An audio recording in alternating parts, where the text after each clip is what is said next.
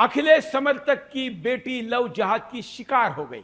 जी हां, ये सब लोग कैसे लव जिहाद का शिकार होते हैं? हमारा एक यादव भाई अपने नेता जो कि जाति के आधार पर स्वीकार किया जाता है, यह मानकर कि वो जो बोल रहा है वही सही है। अखिलेश बाबू बोलते हैं कि ये हमारे भाईजान हैं, ये कभी भी यादव का नुकसान नहीं करेंगे, शांति प्रिय लोग हैं। ये बातें मानकर इनके इस बाप ने अपने बेटी को मथुरा में मुसलमान के स्कूल में डाला और फिर अब लव जिहाद का शिकार होने पर रो रहा है। पूरा मामला क्या है आपको बताते हैं कि लड़की के अपहरण का सीसीटीवी फुटेज भी सामने आया है, साइट में दिखाइए। मथुरा का ये 1 मिनट का वीडियो है। खबर यूपी के मथुरा की है। भगवान श्री कृष्ण की जन्मभूमि में उसके ही वंशज यदुवंशी समाज की नाबालिग हिंदू बेटी लव जिहाद का शिकार हो गई है। लव जिहाद का आरोप मोहम्मद अनीस पर लगा है, जो पीड़ित का पड़ोसी है। दरअसल पीड़ित का शनिवार 10 मई को बहला फुसलाकर अपहरण किया गया था। इस घटना का सीसीटीवी फुटेज हम आपको दिखा रहे हैं, जिसमें आप साफ देख सकते हैं कि कैसे रात को अंधेरे में एक बिना नंबर की कार बुलाई गई, बच्ची को उसके घर से बाहर बुलाया गया, फिर उसी गाड़ी में ले जाकर बच्ची के बाद में उसका कोई अता पता नहीं चला। दरअसल गांव दूध दही बेचकर गुजर बसर करने वाला एक यादव परिवार कुछ वर्ष पहले मथुरा के सदर बाजार इलाके में शिफ्ट हुआ था। उन्होंने कसाईपाड़ा नाम की एक मुस्लिम बहुल बस्ती में घर लिया था।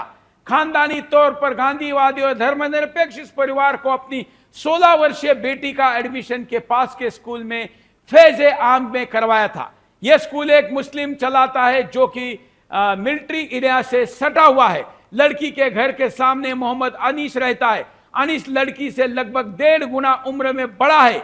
12 मई को लड़की के भाई ने पुलिस को शिकायत देते हुए बताया कि उसकी बहन 10 मई से गायब है।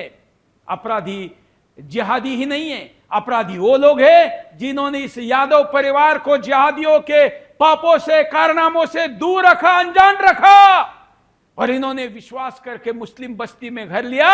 यही से इनके दुखों की शुरुआत हुई और आज इनकी बेटी इनके पास नहीं है।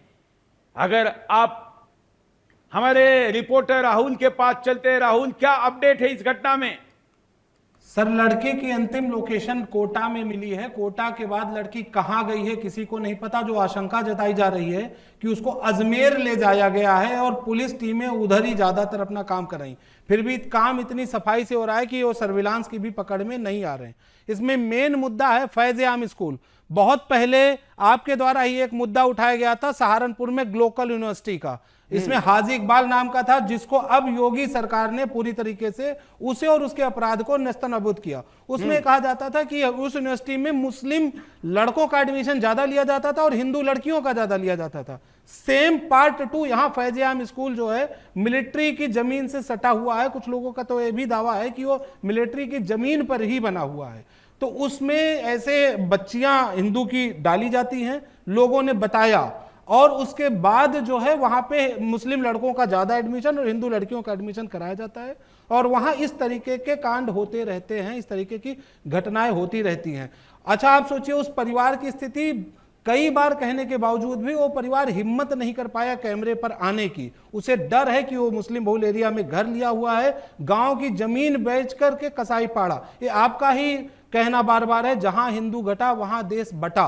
तो ये कोई देखना आए तो श्री कृष्ण जी की जन्मभूमि मथुरा में आके देख सकता है कि कितने दहशत में है कि बेटी भी चली गई लेकिन उसकी आवाज उठाने की हिम्मत आके कैमरे पे नहीं कर पा रहे। सर अब आगे क्या, लेकिन परिवार की क्या अपेक्षा है, आगे क्या हो रहा है? परिवार की अपेक्षा इस समय पूरी की पूरी, ये परिवार पूरी तरीके से कभी समाजवादी पार्टी का सपोर्टर हुआ करता था।